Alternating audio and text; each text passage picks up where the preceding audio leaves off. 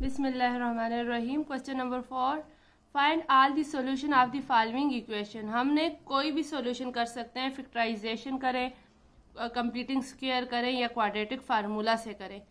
तो ये simple factorisation से हो सकता है तो हम उसी से करते हैं। फैक्टराइजेशन सबसे आसान होता है, जल्दी आंसर आ जाता है।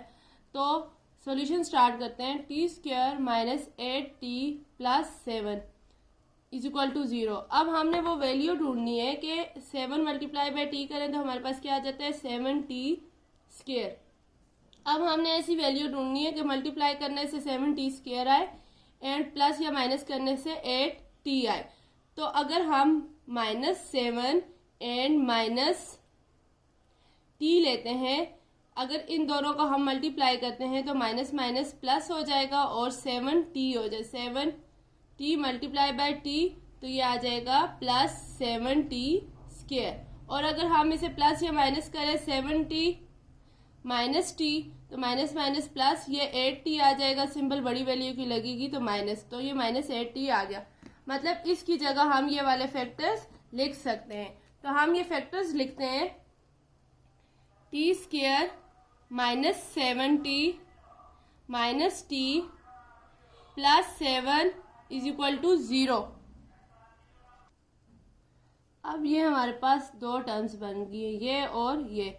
अब इनमें से कॉमन लेते हैं। इनमें से हमारे पास क्या कॉमन आ जाएगा, टी कॉमन आ जाएगा। तो ये हमारे पास बचा टी माइनस 7।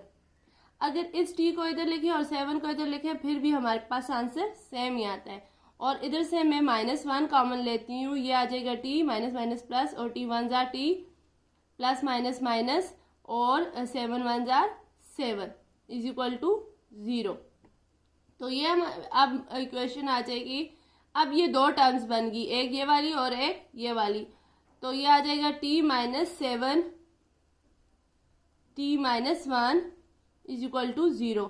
तो अब हमारे पास दो टर्म्स बनी, तो T minus 7 is equal to 0 and T minus 1 is equal to 0। तो ये हो जाएगा t is equal to plus 7। Equation किस तरफ है तो -7 है, दूसरी तरफ जाएगा तो +7 हो जाएगा। और उसके बाद t इज इक्वल टू -1 है तो इक्वेशन के दूसरी तरफ गया तो +1। तो सॉल्यूशन सेट हमारे पास आया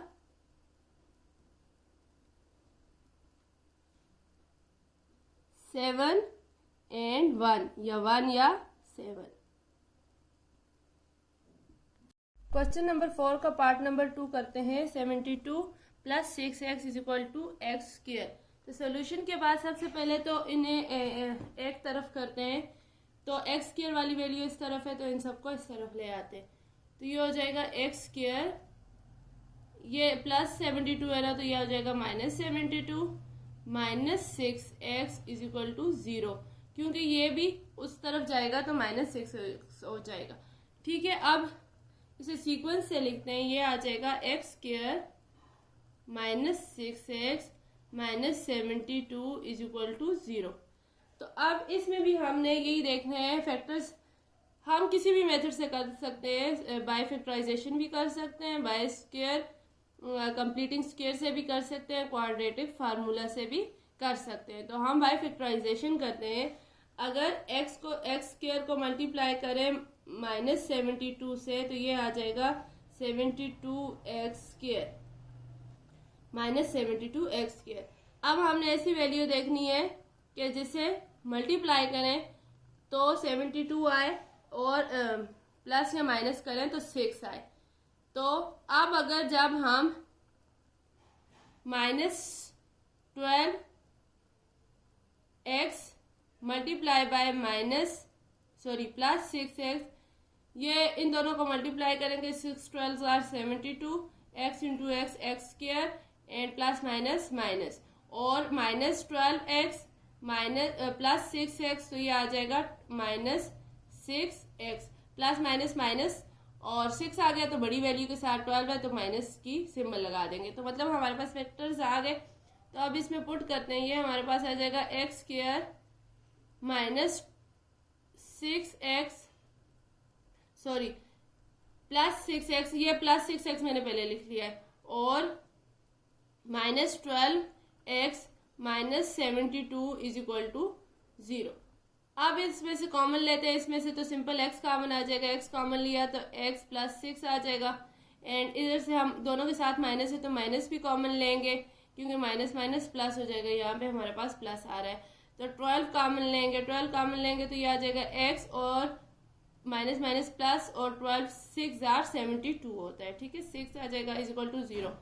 तो हमारे पास दो टर्म्स आ गई, एक ये वाली और एक ये वाली।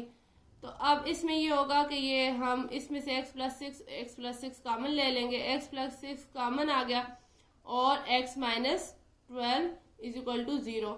अब देखें हमारे पास दो वैल्यूज आ गई, तो अब इसे भी इक्वल टू 0 ले लेते हैं और इसे भी इक्वल टू 0 ले लेते हैं। x plus 6 is equal to 0 and x minus 12 is equal to 0। तो हमारे पास वैल्यू आ जाएगी x is equal to -6 and x is equal to +12। -6 इसलिए कि इस तरफ इक्वेशन के प्लस था, दूसरी तरफ गया तो माइनस, और इधर माइनस था दूसरी तरफ गया तो प्लस। तो सॉल्यूशन सेट हमारे पास आया